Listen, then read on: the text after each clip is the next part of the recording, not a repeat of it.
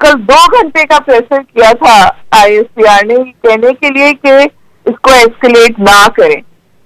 अब सूरत हाल बिल्कुल मुख्तलिफ है, कई चीजें जो है वो इस इक्वेशन में नहीं है।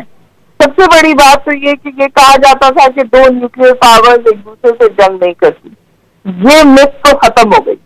इस वक्त 2 nuclear powers are at war, ये भी कहा जाता था कि इंटरनेशनल कम्युनिटी इसको होने से रोक देती है।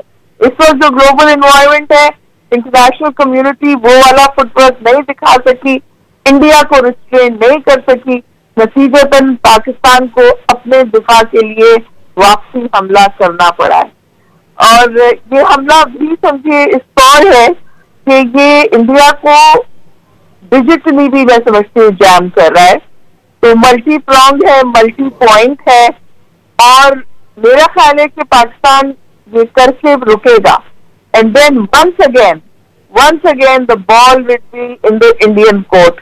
अभी भी हम सिर्फ मिलिट्री टारगेट्स को हिट कर रहे हैं, पाकिस्तान ने कोई सिविलियन टारगेट हिट नहीं किया है। और अभी भी मैं समझती हूँ Pakistan is for a civilised war. It is war, but Pakistan is for a civilized war. The ball once again is in the Indian court. The escalation that has happened so far is because India continues with provocation without a reason.